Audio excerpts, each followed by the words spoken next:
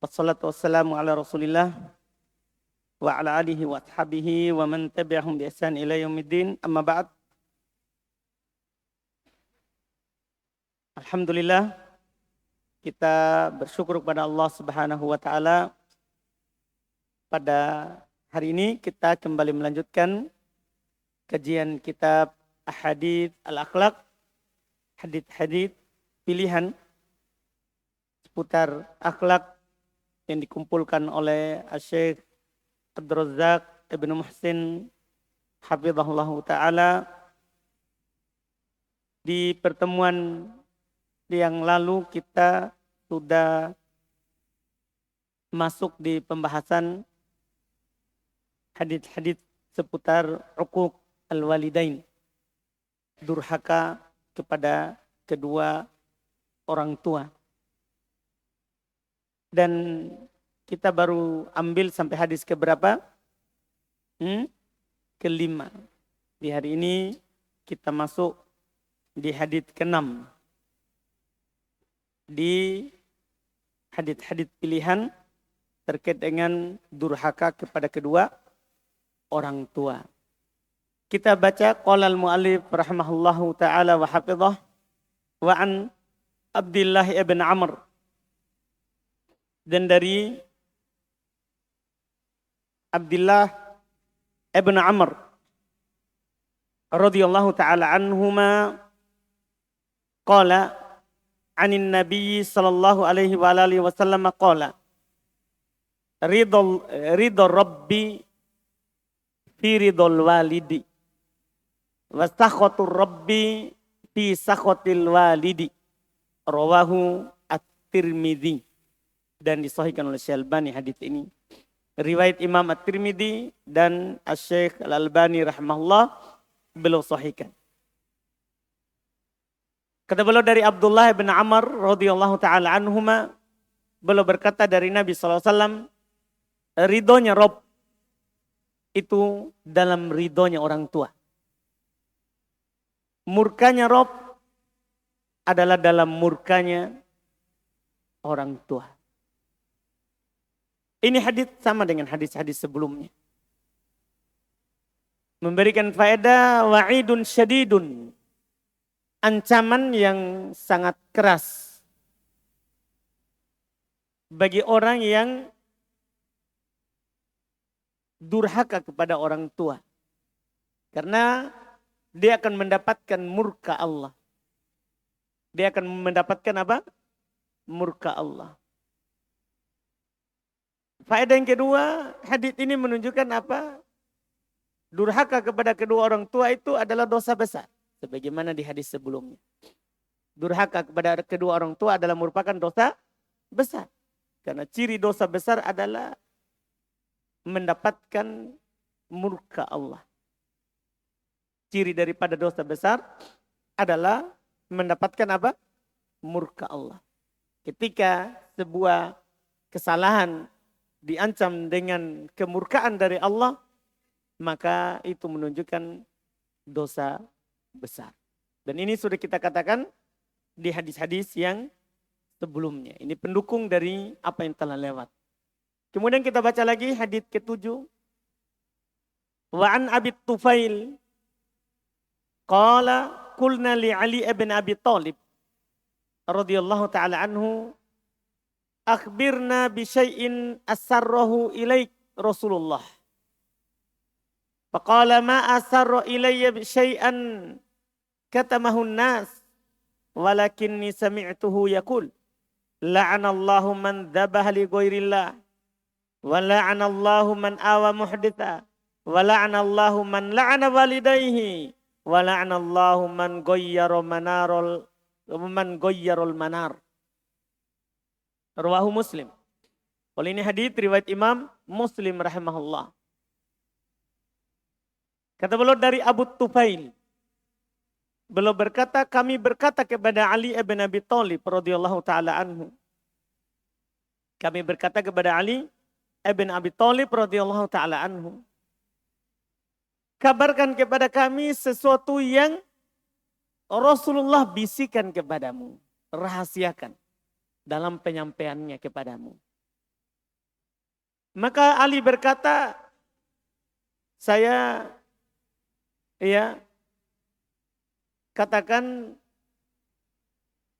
Rasulullah tidak pernah membisikkan sesuatu kepadaku yang dia sembunyikan dari manusia. Artinya tidak ada yang Nabi sampaikan secara rahasia kemudian orang-orang tidak tahu. Karena kan syariat umum bukan hanya untuk seorang sahabat. Akan tetapi saya mendengar Rasulullah SAW bersabda, La'anallah, Allah melaknat man dzabaha li ghairillah, siapa yang menyembeli untuk selain Allah. Ini menunjukkan menyembeli untuk selain Allah adalah dosa besar. Di samping dia syirik. Wa la'anallahu man awa muhditha. Laknat Allah siapa yang melindungi pelaku bid'ah. Itu yang kedua. Menunjukkan bahwa pelaku bid'ah itu berbuat bid'ah dosa besar. Dan tidak boleh melindungi pelakunya. Ini yang kedua. Yang ketiga, wala'anallahu man la'ana walidayhi. Ini yang kita bahas. La'anallahu man la'ana walidayhi. La'nat Allah bagi orang yang melaknat kedua orang tuanya. Di hadis berikutnya sebentar, hadis ke-8 akan diterangkan bagaimana itu seorang melaknat orang tuanya. Karena ini sesuatu yang jarang terjadi. Iya. Makanya sebentar ada hadis kayak keterangannya. Ini hadis menunjukkan bahwa durhaka kepada kedua orang tua itu dosa besar. Karena diancam dengan laknat. Dan ciri dosa besar adalah dilaknat. Di antara ciri dosa besar adalah dilaknat pelakunya. Ini dalil beliau di sini. Menunjukkan haramnya al-uquq. Haramnya dosa besar. Haramnya durhaka kepada kedua orang tua. Wala'anallahu man ghayyarul manar. Terakhir, laknat Allah bagi yang merubah batasan tanah. Tanahnya sudah ada patokannya, keplingannya, kemudian dia ubah, dia geser, ya supaya lebih luas, walaupun sedikit. Nah, ini menunjukkan bahwa mengubah batasan tanah itu adalah merupakan dosa besar. Itu adalah merupakan dosa besar. Iya, ini jelas hadis ini. Kemudian kata beliau wa an Abdullah bin Amr qala radhiyallahu ta'ala anhu qala Rasulullah sallallahu alaihi wasallam inna min akbaril kabair. Ini lafaz lebih terang dan jelas. Ayyal'ana ar-rajulu walidayhi. Qila ya Rasulullah, qila ya Rasulullah. Wa kaifa yal'anu ar-rajulu walidayhi? Qala yasubbu ar-rajul abar rajul. Fa yasubbu abahu wa yasubbu ummah. Ini bentuk laknatnya. Kata beliau rawahu al-Bukhari. Tadi riwayat Imam Muslim. Ini riwayat Imam al-Bukhari.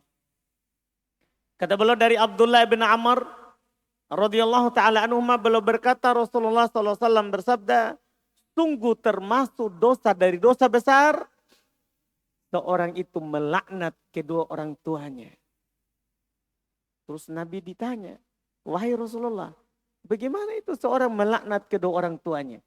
Ini kan masalah yang jauh dari kebiasaan orang. Tidak ada orang melaknat kedua orang tuanya. Iya. Bagaimana itu?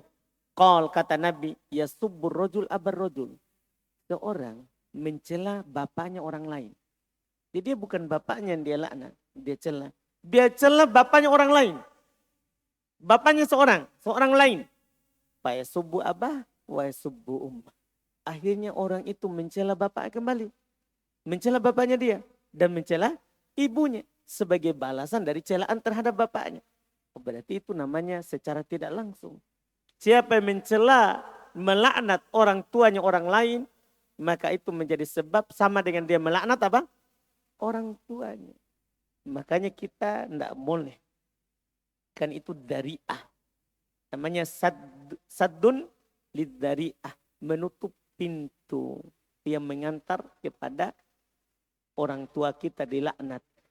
Kita menjadi sebab, maka kita juga dapat. Kita dianggap durhaka kepada orang tua kita. Ini bahaya. Ya, sama dengan firman Allah Subhanahu wa taala, "Wala tasubbul ladzina yad'una min dunillah." Apa itu ayatnya lagi?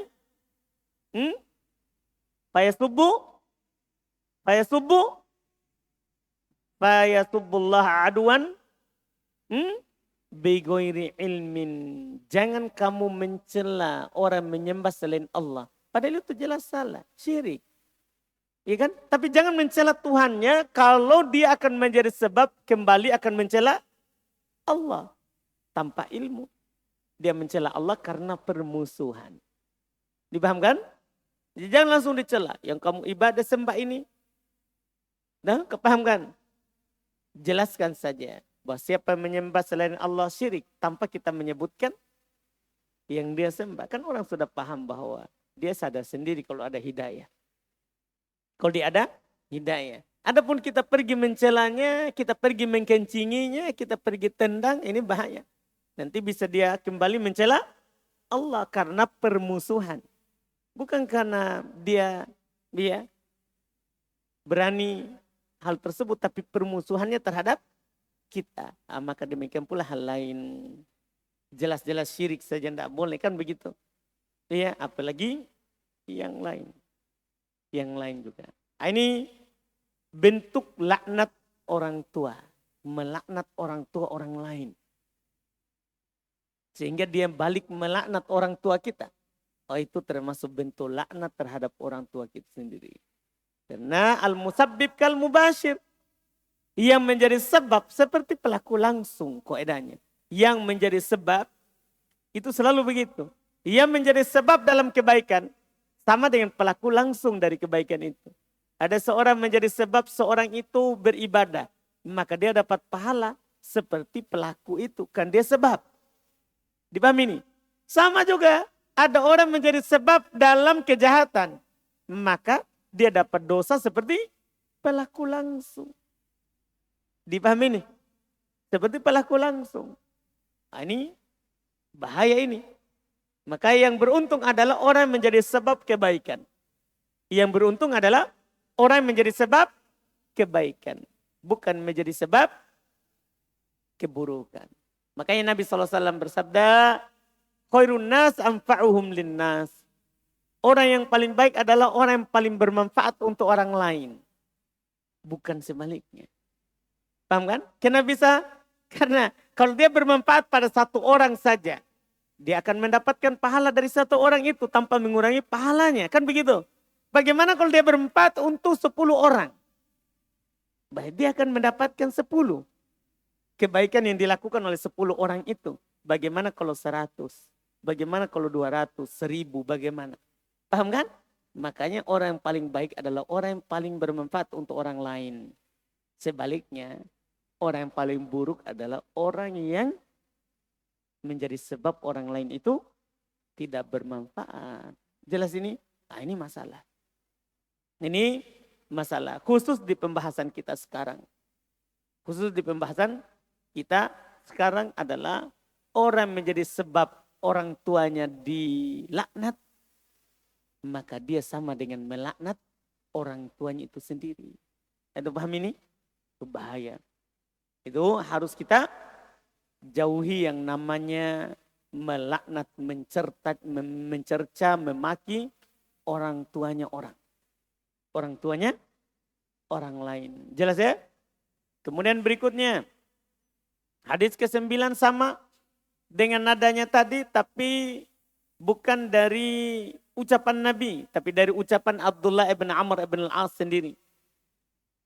Kata Syekh, wa an Abdullah ibn Amr ibn al-As radhiyallahu taala anhu maqal, minal kabair indallah, termasuk dosa besar di sisi Allah, an yastibbar rajulu liwalidihi, termasuk dari dosa besar di sisi Allah, seorang itu saling mencela karena orang tuanya. Nah, itu bahaya sekali. Saling mencela karena orang tuanya. Dipahami ini? Karena orang tuanya, dia cela orang tuanya orang lain. Dosa besar. Karena kalau ada orang mencela orang tua kita, bukan berarti kita balas mencela. Maafkan saja. Nah, daripada kalau kita cela dia lagi balas lagi mencela orang tua kita, akhirnya kita lagi jadi sebab apa? Orang tua kita dicela. Tidak boleh. Ya, tidak boleh menjadi sebab orang tua kita dicela. Jadi kalau ada orang lain mencela orang tua kita, itu urusan. Dia bilang, ya dia cela misalnya nasab orang tua kita, dia rendahkan. Ya jangan balas cela. Jangan balas mencelanya. Maafkan saja. Ya biarkan saja. Bersabar saja terhadap tersebut. Karena kalau kita balas, nanti ada kemungkinan besar dia juga akan membalas lagi. Akhirnya balasan yang kedua adalah karena sebab siapa? Sebab kita. Jelas ini? Tidak boleh. Tahan dirinya dari hal tersebut. Karena ini durhaka kepada orang tua. Kemudian hadis ke-10. Kata beliau rahimahullahu ta'ala an Abi Hurairah wa an Abi Hurairah. Radhiyallahu ta'ala anhu. Qala. Qala Rasulullah sallallahu alaihi wa alihi wasallam. Thalathu da'watin mustajabatun. La syakka fihin. Da'watul madlum. Wa da'watul musafir. Wa da'watul walid ala waladih. Allah. Rawahu Tirmidzi. Dari Abu Hurairah radhiyallahu taala anhu beliau berkata Rasulullah sallallahu alaihi wasallam bersabda ada 3 doa yang mustajabah. Yang dikabulkan. Tidak diragukan dalam hal tersebut kata Nabi. Tidak diragukan akan mustajabahnya. Hati-hati. Karena Nabi bilang kalau hanya sekedar bilang ada 3 doa yang mustajab. Itu sudah cukup sebenarnya. Ada 3 doa yang akan dikabulkan pasti. Kalau seperti itu saja kita sudah yakin kan ini wahyu. Bahwa ini doa pasti dikabulkan. Tapi Nabi tambah sebagai penguat. La syakka fihinna. Tidak ada keraguan pada 3 doa ini akan dikabulkannya. Tidak ada keraguan. Apa itu? Pertama da'watul mazlum. Doanya orang yang dizolimi. Hati-hati mendolimi orang. Karena kalau dia berdoa mendoakan kita itu bahaya. Paham ya? Syukur kalau doakan kebaikan. Dia dolimi kita dolimi dia, terus dia doakan. Semoga kamu beri hidayah. Alhamdulillah. Dan kita sebagai penuntut ilmu harus seperti itu. Kalau ada orang mendolimi kita, gunakan manfaat, kesempatan. Semoga Allah memberimu hidayah. Betul, dia dapat betul hidayah, kita jadi sebab. Jangan kalau ada yang berbuat jahat langsung semoga celaka. Orang Makassar celaka lalu. Paham ini? Jangan. Manfaatkan. Mahal itu jadi sebab hidayah. Jadi sebab orang dapat hidayah apa? Mahal. Makanya biasakan. Kalau ada orang berbuat jahat, semoga Allah memberimu hidayah. Dipahami ini? Dipahami ini kan? Kita sebagai penuntut ilmu. Jangan kita seperti orang awam. Jangan kita seperti orang awam. Karena doanya orang dizalimi mustajab. Tidak diragukan. Makanya jangan berucap kecuali yang baik saja. Kalau dizalimi. Jangan berucap kecuali yang baik. Yang kedua, wa da'watul musafir. Doanya orang yang sedang berada dalam safar.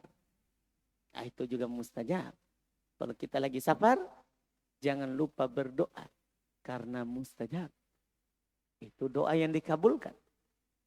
Itu yang kedua. Tidak diragukan akan dikabulkannya. Yang ketiga, wa da'watul walid ala waladihi. Doanya seorang tua, doanya orang tua terhadap anaknya. Hati-hati. Pakaikan ala karena doa kejelekan. Itu hati-hati dari doanya orang tua. Paham kan? Doanya orang tua mustajab. Kebaikan ataupun keburukan. Kebaikan ataupun keburukan. Jelas kan? Dan ini dari sini kita, kenapa ini disebutkan di sini? Maksudnya jangan menjadi sebab orang tua mendoakan kecelakaan kepada kita. Jangan jadi sebab. Dan itu tidak mungkin ada kecuali dengan kedurhakaan. Doanya orang tua terhadap kita yang berupa keburukan itu tidak mungkin terjadi kalau kecuali dengan kedurhakaan. Kita sendiri yang durhaka sehingga orang tua mendoakan keburukan. Paham ini kan? Jangan menjadi sebab hal tersebut. Karena doanya orang tua mustajab. Makanya jangan lupa. Kalau telepon hari Jumat, jangan lupa, jangan cerita kami di sini makan tempe terus. Supaya dikirimi uang banyak-banyak. Jadi curhat lagi. Ya, supaya dikirimi uang. Jangan. Boleh begitu tapi minta juga doanya. Doakan saya supaya lebih paham belajar. Lebih mudah masuknya ilmu. Begitu orang. Iya kan? Jangan telepon saja. Tanpa ada minta doanya orang tua. Karena doanya orang tua adalah apa? Mustajab. Ini hadisnya. Riwayat Imam Tirmidzi dan dihasankan oleh Syekh Al-Albani rahimallahu ini hadis. Ya, ada 3 doa yang akan mustajab, dikabulkan, tidak diragukan. Doanya orang yang dizalimi, doanya musafir, doanya orang tua terhadap anaknya. Doanya orang tua terhadap anaknya. Makanya sering orang bilang, kenapa kamu berhasil? Ini doanya orang tua saya. Paham kan? Doanya orang tua saya. Karena doanya orang tua apa? Mustajab. Jadi jangan lupa. Jangan lupa. Jadi mulai Jumat ini begitu. Iya, sudah berapa Jumat ini antum telepon orang tuanya. Tidak pernah minta doa. Siapa yang sudah pernah minta doa? Dari orang tuanya. Oh, alhamdulillah. Lumayan. Tapi masih banyak yang belum. Paham kan? Iya. Jangan sampai kita tidak paham-paham karena orang tua jengkel di sana. Iya. Karena kita di sini enak makan tahu tempe. Orang tua makan ikan terus. Padahal dia mau tahu juga. Paham maksudnya ini? Jelas kan? Alhamdulillah. Ini jelas. Hadis ini menunjukkan tidak bolehnya durhaka.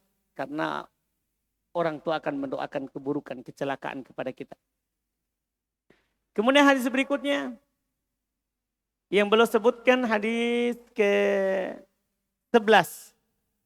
Hadis ke-11. Wa Nabi Hurairah radhiyallahu taala anhu qala anin Nabi sallallahu alaihi wasallam qala rogima anfun thumma rogima anfun thumma rogima anfun 3 kali. Qila man ya Rasulullah? Qala man adraka abawaihi indal kibari ahadahuma au kilaihima falam yadkhulil jannah. Rawahu Muslim. Ini riwayat Imam Muslim. Kata beliau dari Abu Hurairah radhiyallahu taala anhu, beliau berkata dari Nabi sallallahu alaihi wasallam, celaka bagi seorang, celaka bagi seorang, celaka bagi seorang 3 kali. Dikatakan kepada Rasulullah, siapa? Wahai Rasulullah, siapa itu yang celaka? Maka Rasulullah bersabda, siapa yang mendapati kedua orang tuanya di masa tua, salah satunya ataupun dua-duanya, tapi tidak menjadi sebab dia masuk surga. Dia dapati orang tuanya sudah tua, tapi tidak menjadi sebab orang itu masuk, seorang anak itu masuk surga. Itu orang tuanya sudah tua, malah dia durhaka. Dia durhaka. Itu Nabi doakan kecelakaan. Doakan kecelakaan. Di mana Nabi doakan kecelakaan itu?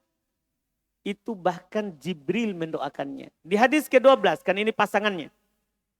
Hadis ke-12. Pasangan dari hadis tadi didoakan kecelakaan. Kata beliau wa an Abi Hurairah radhiyallahu taala an. Qala anna Nabiy sallallahu alaihi wasallam raqal mimbar faqala amin amin amin. Qila lahu ya Rasulullah ma kunta tasna'u hadha? Faqala qala li Jibril ragima anfu 'abdin adraka abawaihi au ahadahuma lam yudkhilhul jannah Qultu amin. Thumma qala ragima anfu abdin dakhala alaihi Ramadan walam yukfar lahu faqultu amin.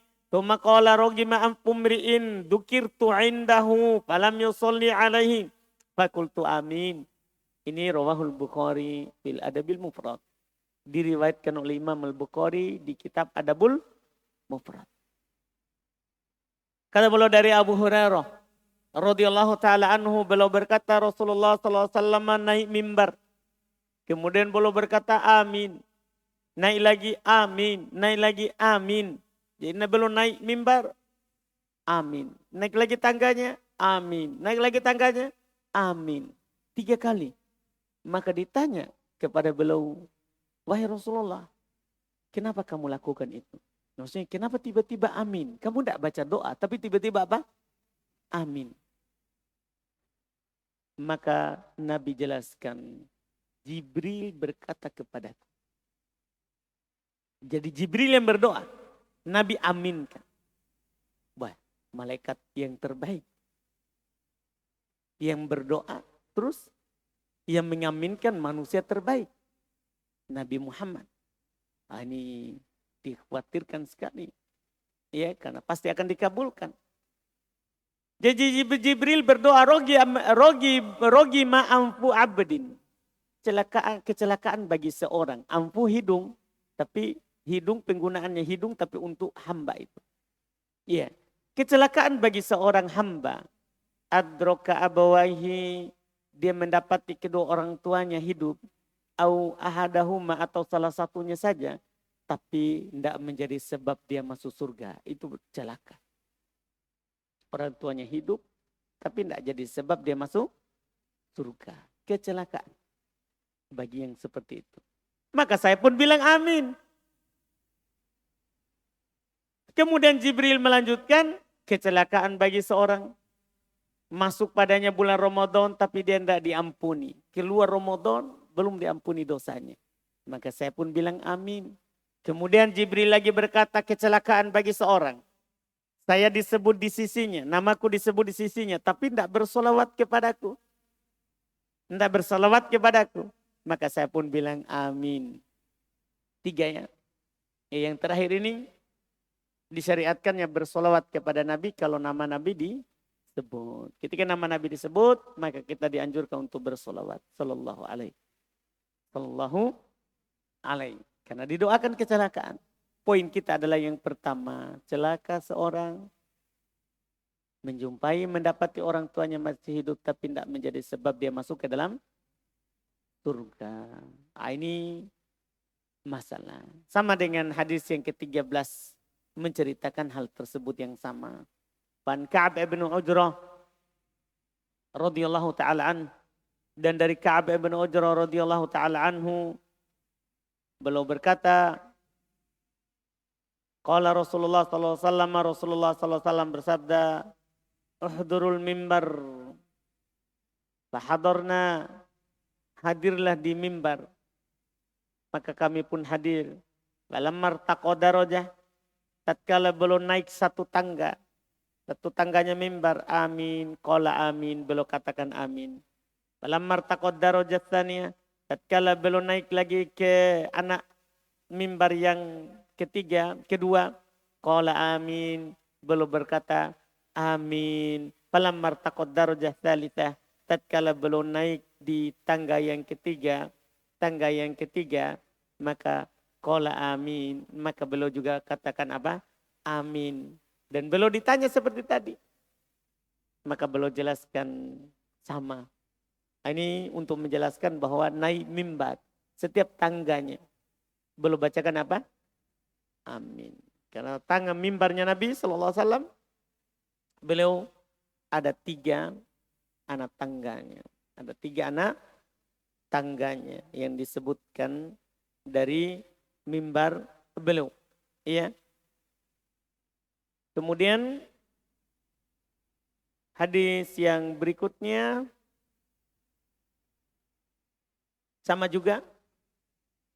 Hadis yang ke-14 sama menceritakan rokol mimbar. Nabi naik mimbar. Anak pertama amin, anak kedua amin, anak ketiga amin. Itu dari 3 mimbarnya Nabi Shallallahu Alaihi Wasallam dan masih menceritakan yang sama.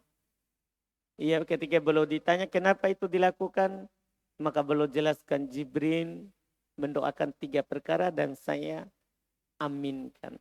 Itu di hadis yang ke 14.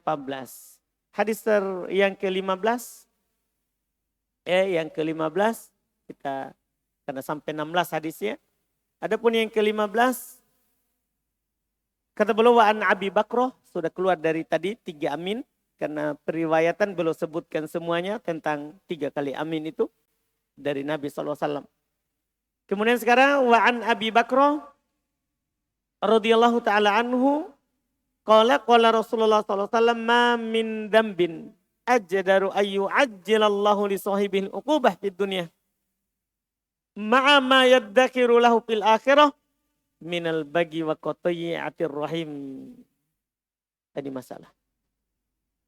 Kata beliau dari Abu Bakar radhiyallahu taala an Rasulullah sallallahu alaihi wasallam bersabda tidak ada satu dosa pun yang paling pantas untuk disegerakan terhadap pelakunya siksaan di dunia bersamaan dengan apa yang Allah simpan untuknya di akhirat daripada berbuat melampaui batas dan memutus silaturahim. Apalagi itu orang tuanya. Sebagian orang mudah untuk putus hubungan dengan orang tuanya. Itu kata Nabi termasuk dosa yang akan disegerakan siksaannya di dunia. Bersamaan dengan apa yang disimpan untuknya di akhirat. Bahaya itu putus silaturahim terhadap orang tua. Iya. Diancam dosa dengan yang disegerakan. Tidaklah seorang anak itu diberikan kesempitan dan kesusahan. Kecuali dia putus hubungannya dengan orang tuanya. Orang tuanya. Ini masalah.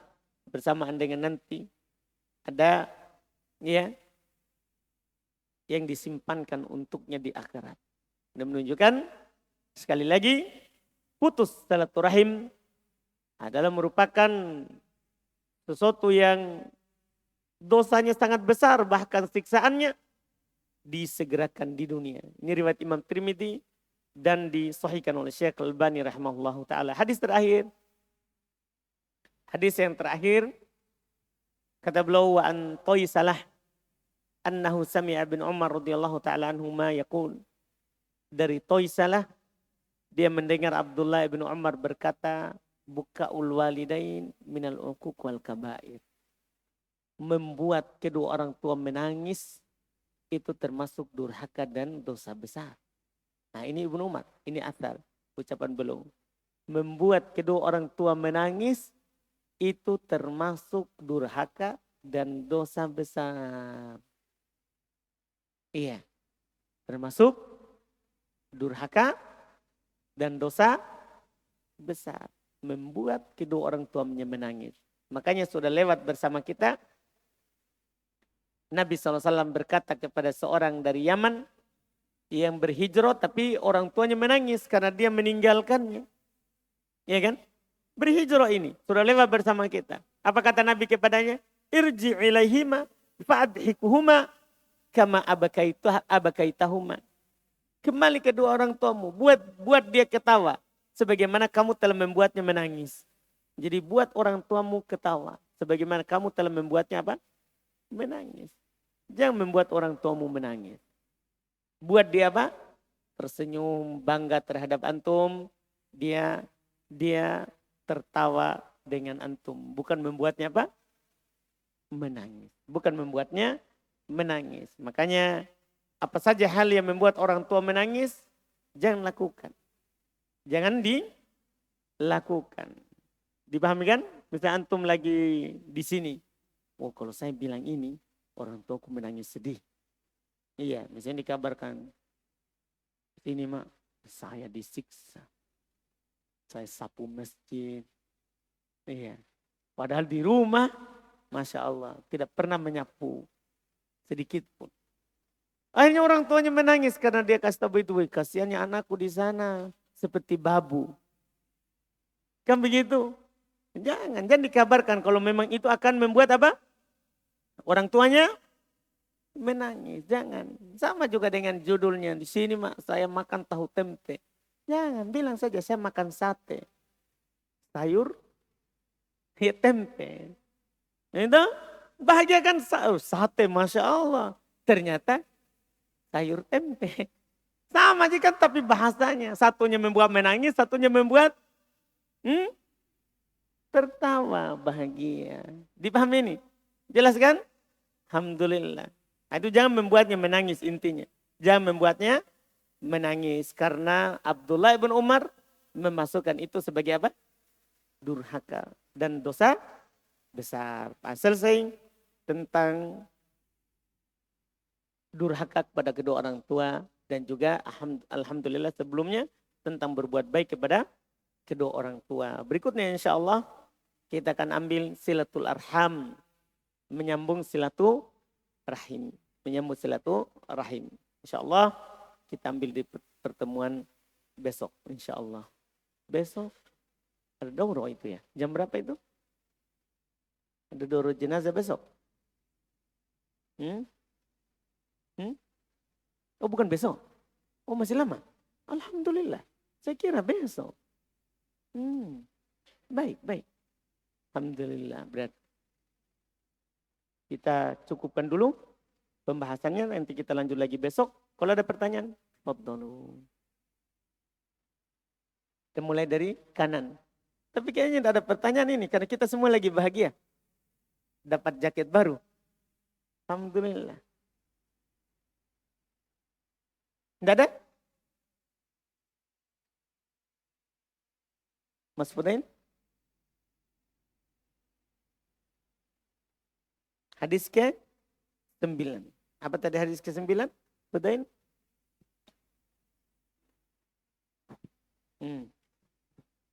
Saling mencela orang tua. Hadis ke-9 dari Abdullah bin Amr ibn al-As. Dari Abdullah bin Amr ibn al-As. 9 ya? Terus? Bismillah. Assalamualaikum. Dengan saya Ustaz, apa hukumnya ketika kita ingin beli makanan, misalkan ingin makan nasi goreng atau apa. Nah, di situ di warung itu ada kayak dipasang digantungkan jimat, Ustaz. Nah, apa hukum memakan dari makanan dari situ, Ustaz? Apakah itu boleh dimakan atau tidak? Barakallahu fikum. Kalau makanan halal, boleh dimakan. Nah, boleh dimakan halal. Dia yang salah. Jimat pelaris dia pasang. Dia yang salah. Dia syirik. Nah, dia syirik. Tapi makanan kita makan halal. Wallahu a'lam. Bismillah.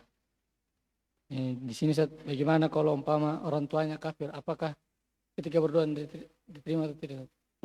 Kalau seandainya orang tuanya itu pelaku ahlul bidah atau orang kafir, bagaimana ketika doa orang tuanya berdoa? Bisa dikabulkan. Dikabulkan. Hati-hati. Walaupun kafir. Terus yang kedua, kan biasa kita dengar tentang hukum fardu kifayah. Itu ketika dilakukan dan seseorang, maka yang lainnya gugur. Ini Ustaz, fardu kifayah ini kan dibilang itu suatu kampung. Suatu kampung Ustaz, ini kampung sini masa kabupaten atau bagaimana Ustaz? Di kampungmu? Hah? Di kampung? Iya kan? Kalau Donggala berarti gugur Donggalan. Alhamdulillah. Gugur dosa dari satu Donggala. Gara-gara antum ada belajar bahasa Arab. Belajar bahasa Arab fardu kifayah. Jadi satu Donggala itu gugur dosanya. Kalau mereka tahu ini, dia akan kirimkan antum uang banyak. Karena dengan sebab antum, dia tidak dosa. Paham kan? Alhamdulillah. Baik.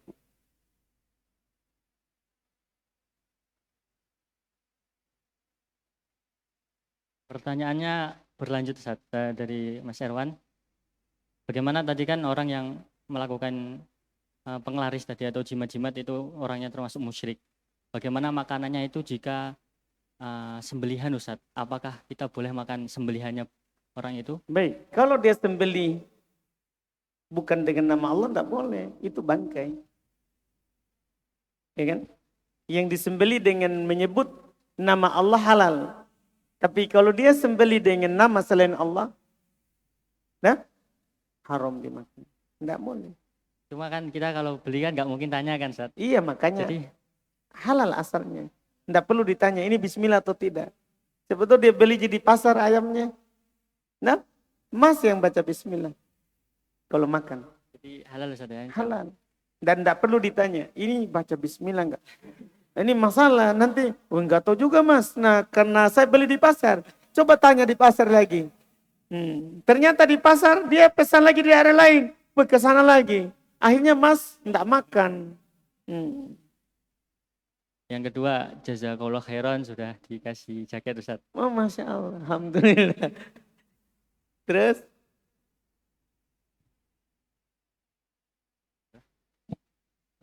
Ustadz, rumahku itu jauh sekali dari masjid. Masya Allah. Kalau jalan kaki cepat, mungkin 15 menit baru sampai. Apalagi karena pak-pak ya, naik gunung. Nah, terus biasanya motor biasanya kakak pakai, jadi waktu sholat itu tidak ada kendaraan ke masjid. Baru biasanya juga kena tidur, bangun pas-pas adzan. Nah jadi karena rumahku jauh dari masjid, ada musola di dekat rumahku, tapi tidak ada orang sholat di situ. Jadi saya sholat sendiri di musolahnya Ustaz atau bagaimana? Iya, adzan. Musola umum tuh? Iya. Iya, antum di situ adzan, qomat. Nah, alhamdulillah. Imam. Pokoknya lakukan. Nah. Yang kedua Ustaz, kemarin ada pertanyaan dari Ikhwah tentang pemimpin Sultan Al-Fatih. Katanya dia dapat syubhat, katanya Sultan Al-Fatih itu Syiah Ustaz. Atau bukan? Enggak tahu. Enggak tahu juga. Duh, Mas Ian.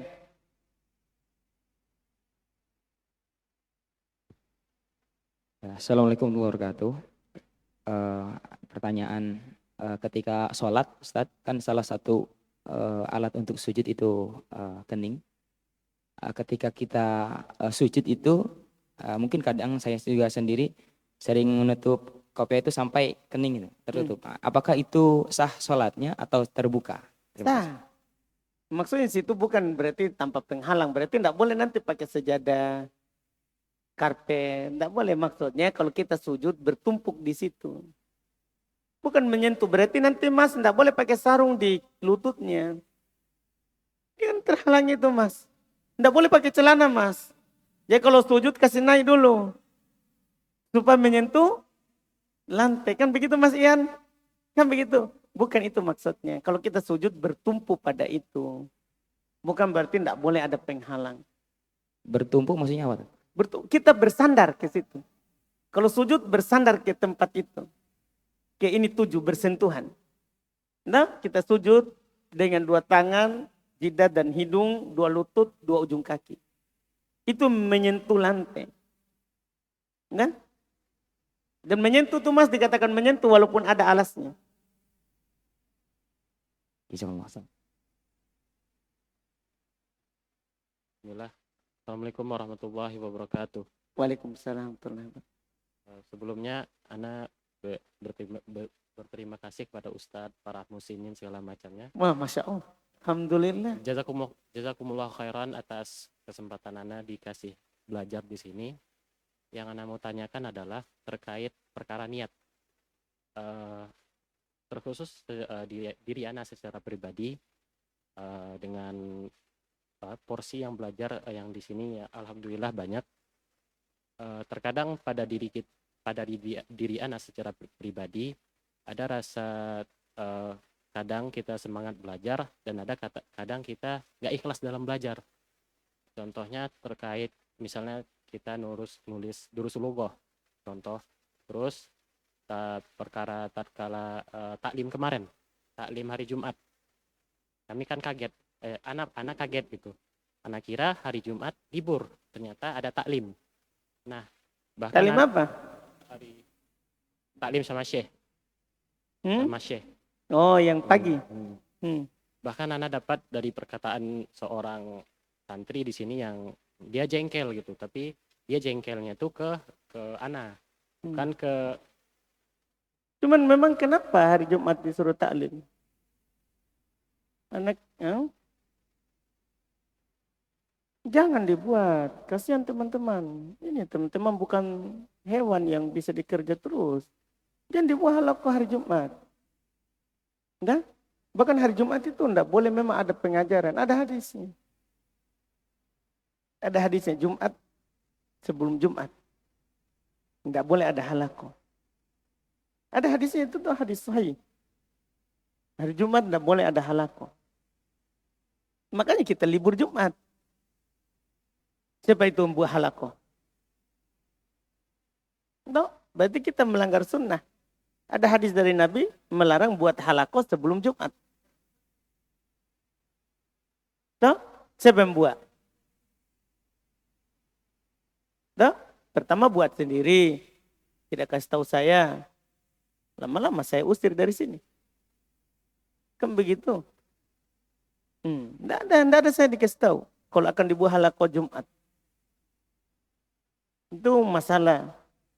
Nah, kalau tidak tahu, tanya dulu. Tidak boleh orang buat halaqah hari Jumat. Bukan karena aturan RBA, karena memang hadis. Bahwa hari Jumat tidak boleh buat halaqah.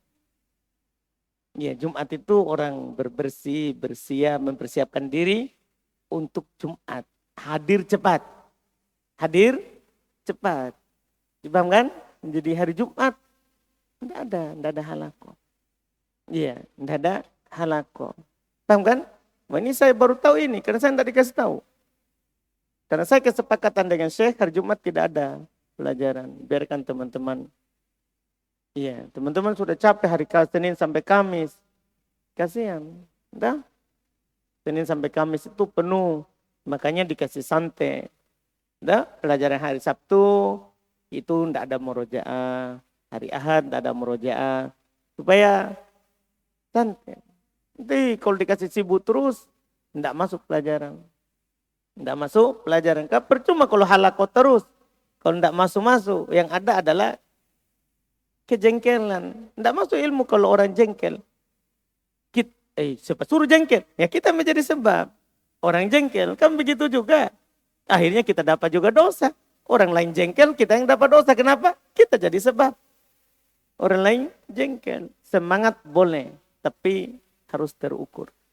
Karena kita tidak bisa tinggal lama nanti. Teman-teman akan sakit setelah ini. Akhirnya tidak bisa lagi belajar. Siapa itu yang buat halaqah kemarin? Kenapa antum buat itu? Tidak boleh, tidak boleh. Jumat, teman-teman tidak boleh. Tidak, sampaikan main hadis. Tidak ada halaqah hari Jumat. Masa halaqah hari Jumat? Jumat itu teman-teman kasihan baru pegang HP juga. Mau telepon orang tuanya. Gara-gara itu tidak konsen. Dia mal pikirannya bukan di halaqah. Pikirannya di mana? Di HP. Aduh. Ada janjianku ini sama cewekku. Apa maksudnya ini? Ini masalah nanti. Itu jelas ini. Walaupun itu enggak boleh janjian sama orang. Dah? Maksudnya ibunya tadi. Kakaknya. Dipahami nih? Ya, akhirnya begitu. Di halaqah dia hanya badan. Hanya badan. Nah, biarkan teman-teman istirahat. Hari Jumat enggak boleh ada halaqah.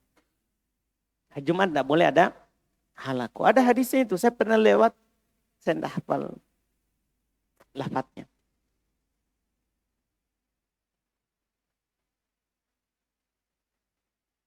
Saya lupa lafadznya. Lupa juga saya tulis.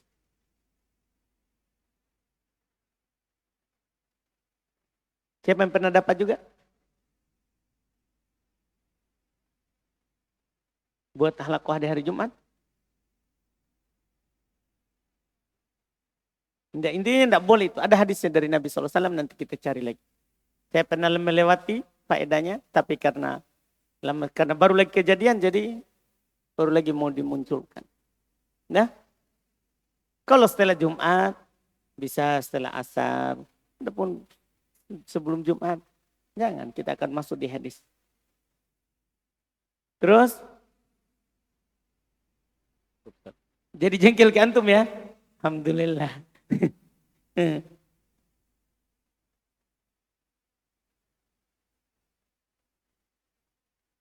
Bismillah, Ustadz, apa hukumnya misal Nabil, Mana Bisa- Nabil? Mana Nabil? misal Nabil saya yang ronda, dia minta kasih bangun saya jam 1 malam. Terus dikasih bangun, dia tidak bangun, atau pas dia bangun dia lanjut lagi tidur. Jadi apa hukumnya itu, Ustadz? Enggak ada. Apa hukumnya? Tidak ada hukumnya. Antum sudah jalankan amanahnya, toh? Antum sudah jalankan amanahnya, setelah itu dia yang tidak mau bangun. Berarti salahnya dia. Enggak ada hukumnya. Nah, kan antum cuma muhsinin. Antum adalah orang yang mau berbuat baik. Dah, enggak ada hukumnya bagi antum. Kalau dia sudah tidur lagi. Paham Nabil? Alhamdulillah. Ustadz, sama ada pernah saya dengar bahwa ketika Idul Adha itu bertepatan hari Jumat, maka boleh ditiadakan. Apakah itu dibenarkan? Betul. Karena hari raya kan. Jumat dan Id itu hari raya. Kalau bertepatan hari Jumat dengan hari Id, maka boleh tidak Jumatan. Dia sholat duhur. Dia sholat duhur.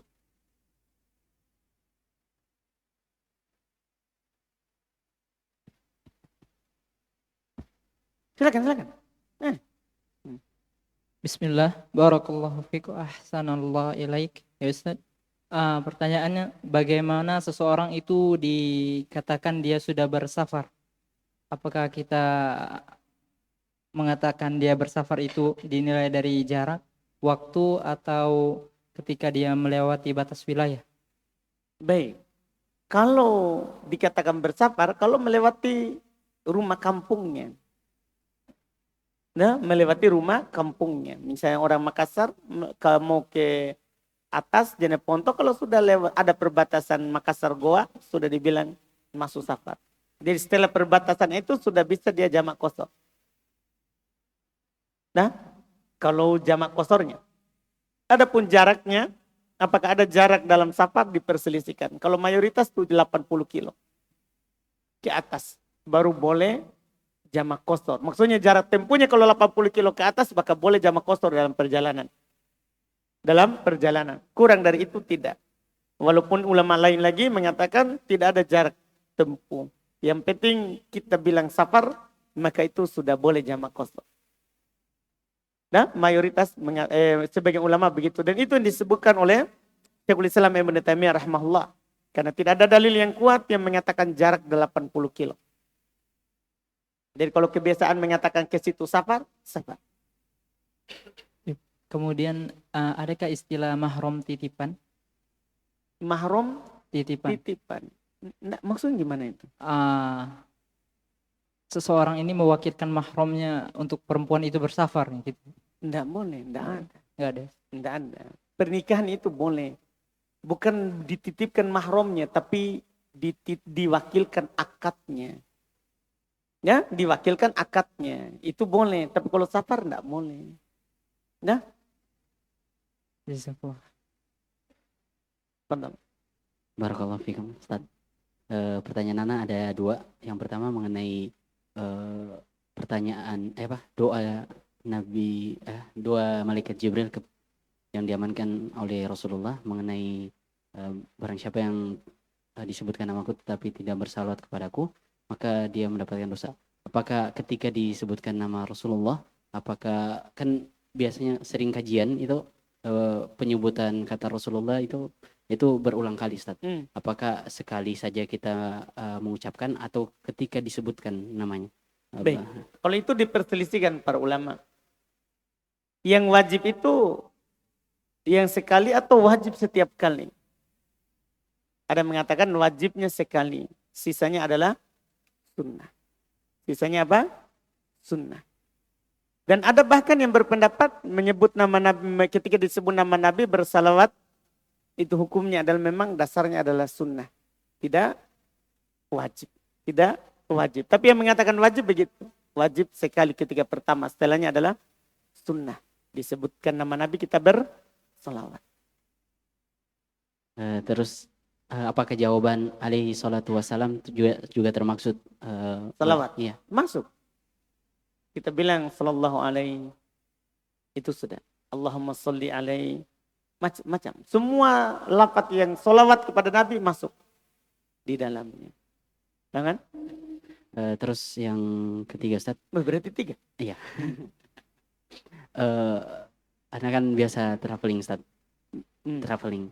Terus ada di suatu tempat itu untuk mencari makan, itu dia masaknya itu digabung dengan sesuatu yang Allah haramkan. Misalnya ada B2 dan sebagainya. Sedangkan di tempat tersebut hanya lokasi itu saja yang menjadi tempat makan Ustaz. Apakah diperbolehkan? Karena kita menduga bahwa tempat wadahnya itu dimasak di satu tempat Ustaz. Kalau dia cuci sebelum dipakai, enggak apa-apa, boleh. Nah, seperti yang dikatakan di masa Nabi, kami turun perang di negeri ahli kitab. Apakah boleh kami makan di piringnya? Nabi bilang, cuci baru makan. Kalau dicuci dipisahkan, jadi dia sudah pakai masak, hal yang diharamkan untuk Islam. Terus dia cuci, kemudian dimasak untuk halal. Demikian pula piringnya. Tadi di bekas makan pakai itu yang diharamkan dari untuk Islam. Setelah itu dia cuci, baru kita pakai makan. Boleh kalau tidak ada yang lain. Kalau ada yang lain kita pakai. Ustaz, apakah wadahnya cucinya ini seperti mencuci hadas sebesar harus 7 kali atau seperti itu hanya anjing saja jilatannya. Yang berlaku 7 kali yang pertama dengan tanah itu jilatannya anjing. Babi tidak berlaku yang lain. Hanya anjing. Karena babi ada di masa Nabi tapi Nabi hanya menyebutkan apa? Anjing. Jadi hanya anjing saja itu berlaku. Yang dicuci berapa? 7 kali. Itu pun jilatannya. Bukan sentuhan badannya, bukan. Hanya jilatannya. Karena anjing berdasarkan pendapat mayoritas yang najis, yang harus dicuci 7 kali adalah jilatannya. Karena Nabi sebutkan jilatannya. Karena anjing berlalu lalang di masa Nabi. Bahkan kadang lari di masjid, tapi tidak dinukil, belum memerintahkan untuk cuci 7 kali. Barakallahu fiik, Ustaz. Kak Erik? Oh, baik. Bismillah. Barakallahu fiikum Ustaz. Dalam hadis dikatakan bahwasanya amalan yang utamanya itu adalah sholat tepat pada waktunya dan berbuat baik kepada kedua orang tua. Yang saya tanyakan Ustaz, mengapa Rasulullah menyebutkan hanya dua amalan tersebut? Setelah kita bersama bahwasanya amalan yang utama itu banyak, seperti puasa di bulan Ramadan dan memberi zakat. Jadi nanti panjang sekali hadisnya. Nanti antum tidak bisa hafal. Itu saja yang pendek antum tidak bisa hafal. Nah, kan boleh mengakhirkan penjelasan sampai orang butuhkan. Tidak harus antum satu majelis sampai kau semuanya begitu. Nah, orang akan bosan. Bukan pembatasan itu. Jangan memahami bahwa ketika dibilang segitu, jangan memahami, oh hanya segitu. Bukan. Segitu yang dibutuhkan oleh waktu itu. Setelah itu di tempat lain Nabi sebutkan yang lain-lain. Jadi jangan memahami pembatasan. Nah, makanya dibilang dalam usul, mafhumul laqab. Laqab laisa bihujjah. Pemahaman dari penyebutan angka, nama, bukan hujjah. Misalnya ada lafaz yang walaupun dhaif. Ketika ruku bertasbih, baca subhana rabbiyal azim 3 kali. Kata 3 kali bukan pembatasan. Tidak bisa dipahami hanya 3. Boleh lebih dari 3 kalau lama rukunya. Kalau lama rukunya. Paham kan? Apalagi hadisnya dhaif. Kan begitu. Jadi jangan memahami sedikit. Paham kan? Tadi Ustadz contohkan bahwasanya ketika ditanya seseorang kenapa kamu berhasil, dijawab ini berkat orang tua saya, dari doa orang tua saya. Bukankah semuanya itu sudah diatur oleh Allah Subhanahu wa taala, Ustaz? Betul, tapi kan ada sebab. Antum mau masuk surga, bukankah sudah diatur? Engkau sama antum beramal, tidur saja di rumahnya tunggu surga masuk. Nah, antum mau punya anak, saudara, mau punya anak, jangan menikah. Nah, tunggu saja tinggal di rumah, tidur, tunggu anak. Kapan datang anakku ya? Begitu ya. Nah, ini kan sudah diatur oleh Allah, sudah ditetapkan. Tunggu saja, tunggu saja. Ini sudah ditetapkan, ini saya tunggu-tunggu. Sampai antum mati belum datang anak. Apa maksudnya? Jadi lakukan sebab. Segala sesuatu itu pakai sebab. Paham kan? Betul, tidak ada orang mengingkari itu, tapi harus sebab.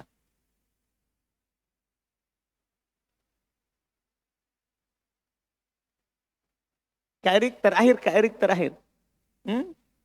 Sudah jam, lewat. Dah, besok lagi kan? Bismillah, barakallahu fikum Ustaz. Pertanyaan Ustaz ada 6 Ustaz. Masya Allah. Ngeri sekali itu Pak Erik. Kurang-kurangin dulu sedikit. Berapa nih Ustaz kurangnya? Coba dulu satu.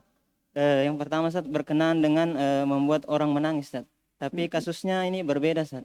Jadi misalkan sebagai seorang perantau yang merantau lama, kemudian karena mungkin orang tua rindu, ketika dia pulang itu orang tua menangis Ustaz. Oh itu menangis bahagia namanya. Jadi tadi itu nangis karena sakit hati. Kalau ini nangis bahagia. Anakku datang akhirnya dia menangis. Wah itu nangis bahagia saudara. Itu enggak masuk. Kalau begitu nanti antum enggak pulang-pulang. Takut orang tua menangis. Enggak. Itu namanya menangis bahagia.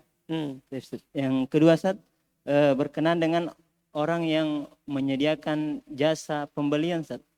Jasa pembelian Ustaz. Pembelian? Iya, membeli barang gitu Ustaz. Sebagai contoh misalkan barang elektronik Ustaz. Ada orang mungkin karena kekurangan ilmu tentang elektronik sehingga dia mempercayakan seseorang. Misalnya ini ada orang di Raja Ampat, dia mau pesan di Makassar. Iya, akhirnya dititipkan ke antum. Iya Ustaz. Terus? Akan tetapi Ustaz, orang yang dititipkan ini dia menaikkan harga dari harga yang awalnya, tetapi sesuai dengan kesepakatan si yang menjual barang Ustaz. Yang menjual barang tanpa diketahui si penitip Ustaz. Apakah hal ini dibolehkan Ustaz? Sekarang dia wakil siapa? Wakil toko atau wakil pembeli? Dia wakili pembeli Ustaz. Enggak boleh dia kasih naik tanpa persetujuannya si pembeli. Harus pembeli yang dia tanya, bukan penjual. Ya kan? Karena ini harus dia ini fungsinya wakil. Wakil itu tidak boleh bertasarruf, tidak boleh berbuat kecuali izin dari yang mewakilkan. Harus begitu. Kalau antum adalah wakilnya si pembeli, harus tanya pembelinya. Boleh saya kasih naik karena saya mencari barang untuk kita. Kalau dia bilang boleh, ada jasa titipnya. Ada jasa titipnya. Jadi jasa titip itu boleh dikasih naik. Nah, misalnya contoh Kak Erik misalnya. Utus, siapa temannya Kak Erik? Siapa temannya? Abdurrahman. Abdurrahman. Mana Abdurrahman? Pergi belanja ke Alfamart. Di luar, jalan kaki harus jalan kaki katanya supaya dapat. Dia bilang, kamu pergi belikan saya satu sampo, setiap potongan antum, setiap satu barang antum dapat hadiah satu barang juga. Tuh, dia dapat. Dia beli sabun 2, satu untuk dia, satu untuk Kak Erik. Misalnya itu, boleh. Nggak boleh dia perginya ke sana, minta persetujuan ke tempat dia belanja. Kan dia wakil dari antum. Paham saudara? Kemudian yang ketiga Ustaz, berkenaan dengan doa orang yang terzalimi Ustaz. Apakah ini bermakna umum Ustaz, masuk di dalamnya orang-orang yang selain muslim begitu Ustaz? Masuk semuanya. Masuk semuanya. Tidak boleh kita zalimi banyak orang. Bisa lagi Ustaz? Berapa Mi itu? 3 Ustaz. 4. 3 Ustaz. 3. Yang keempat Ustaz, ana pernah mendengar seorang dai mengatakan bahwa tidak boleh orang berjual beli dengan menulis harga saja tanpa ada akad dengan si penjual Ustaz. Misalkan dia menitip barang, dia simpan barang, kemudian dia tulis list harga saja, kemudian harganya itu disimpan saja di situ Ustaz. Harga dari jualannya itu disimpan saja di situ tanpa ada si penjualnya Ustaz. Ya, memang gimana caranya kita titip barang ke orang tanpa kita minta izin? Gimana Kak Erik? Ada kita punya toko. Nah, data Abdurrahman dia titip barangnya ke kita untuk dijual. Tapi dia tidak dikasih tahu berapa kalau laku dapatnya. Memang tidak boleh. Kenapa kita simpan barang di punya orang? Kasusnya begini Ustaz. Dia menyimpan barang, jualan, kemudian dia tulis harganya Ustaz, barang tersebut. Kemudian dia tidak ada di tempat Ustaz. Jadi orang cuma datang beli, simpan uang karena sudah ada harga begitu Ustaz. Tapi ini disetujui oleh yang punya toko? Mungkin tanpa toko Ustaz. Hah? Roti dibawa? Taruh roti? Terus? Oh, enggak apa-apa. Saya kira dia titip di toko orang. Enggak apa-apa. Enggak apa-apa Ustaz. Tah. Jual belinya tuh jadi kita beli, lihat itu judul. Iya, list harganya Ustaz. Enggak apa-apa. Saya kira itu dia tadi titip di orang lain. Baru tanpa dia kasih tahu orang, tempatnya menitip. Dah, itu yang enggak boleh. Kalau itu alhamdulillah halal. Dah, yang penting Kak Erik sesuai ambilnya. Nah Ustaz. Dah. Jangan taruh uang 2.000 yang diambil 2 biji. Paham Kak Erik? Itu berarti dolim lagi terhadap penjual. Dolim terhadap mas yang titip di bawah. Kemudian Ustaz berkenaan dengan mahram. Ketika seorang bersafar, apakah dua bersaudara perempuan ini sudah dikatakan sebagai mahram? Sudah bisa bersafar Ustaz, atau Dua harus laki-laki? bersaudara sama-sama perempuan? Iya Ustaz. Enggak, mahram itu laki-laki Harus Kak Erik. laki-laki Ustaz. Iya, bukan perempuan. Mahram itu laki-laki. Bukan perempuan. Nah, ada mahram perempuan Kak Erik. Makanya dibilang mahram. Kalau perempuan mahroma. Iya, gimana caranya mahram baru perempuan? Paham Kak Erik? Nah, yang terakhir Ustaz. 6 ini? Yang terakhir ya. Mau nasihatnya Ustaz agar kita tetap ini bahaya, istiqomah menuntut ilmu Ustaz. Panjang sekali ini Kak Erik. Aduh, antum menjatuhkan saya ke dalam sesuatu yang tidak enak. Alhamdulillah. Dah? Semangat saja Kak Erik. Ustaz, jazakallah khair Ustaz. Waiyakum. Alhamdulillah. Subhanakallah. Hamdik. Asyhadu an la ilaha illa anta astaghfiruka wa atubu ilaik.